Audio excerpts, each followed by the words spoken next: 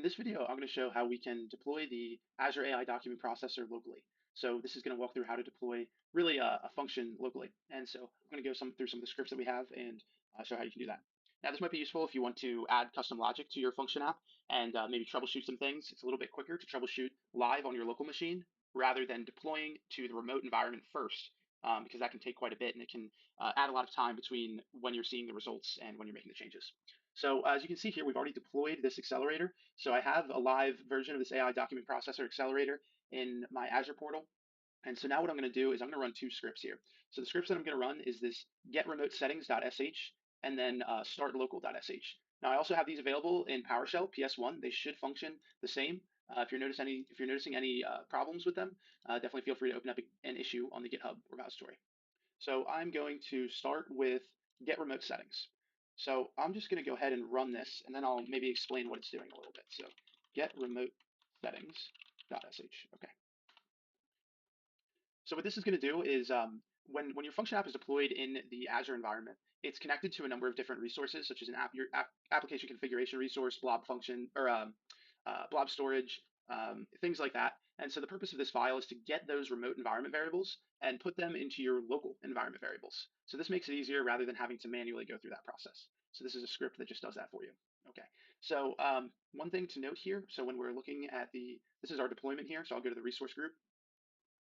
So in order to run this function app locally, this is an important step. You have to make sure that these storage accounts that it enables in your configuration, that we enable key access. So we click on this, allow storage account key access, and click save. Now what you're going to notice, you definitely want to refresh your page because sometimes, depending on your security policies, it might not allow you to do that.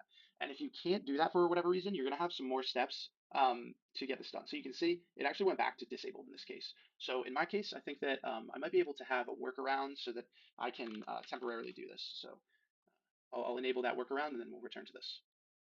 Okay, so I've enabled the ability to allow the storage account key access, so I'm going to click save. And so what this is going to allow you to do is allow your local machine to authenticate to this storage account. So now I'm going to do this for the other storage account as well. Again, we have two storage accounts. This one is for the data plane, and the other one is for the metadata that's associated with your function app. So now I'm going to go to the function app, and I'm going to click configuration, and I'm going to click enabled here as well. Okay. And again, we can refresh this page just to ensure that it is indeed enabled.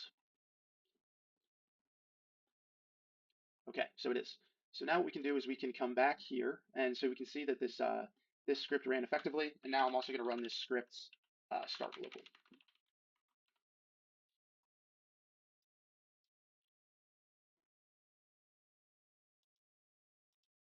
This is going to take a minute to run, and we're going to get a whole bunch of logs here. So something else that you can do that I'm just going to show you that is sometimes useful is with really any script. I'll show the command in Bash, but there's an equivalent command that you can run on PowerShell.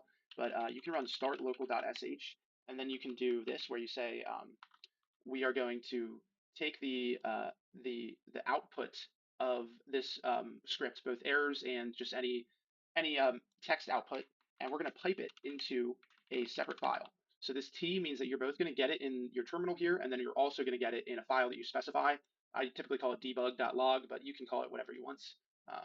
So let's see here. I'm not going to be able to run both of them at the same time, though, so let's stick with this first file.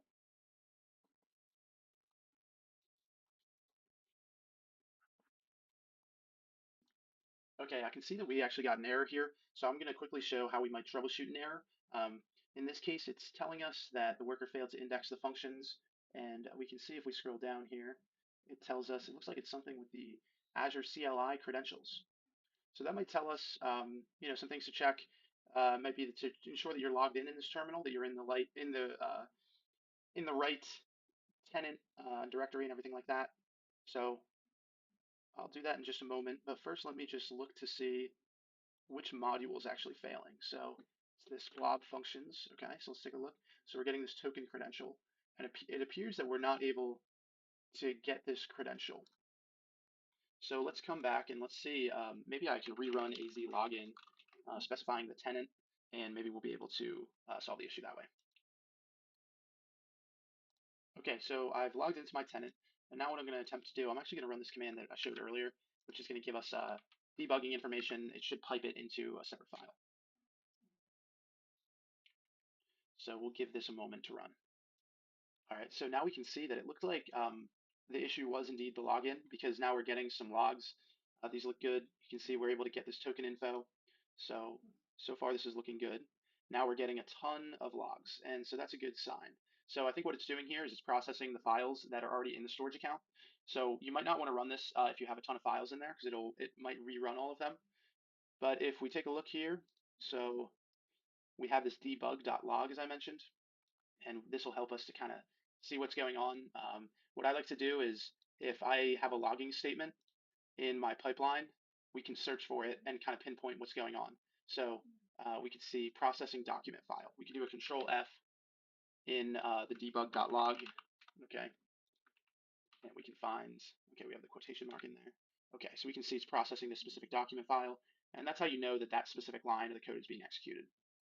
So this is good. This is a good way to deploy locally and test any configurations you have quickly, or troubleshoot if you have the issue where your functions are not showing up in your portal. You know, you might be able to deploy locally, and maybe there's some issue with an import of a library, or one of the functions, the decorators are not set up properly. So this will help you to kind of confirm those things.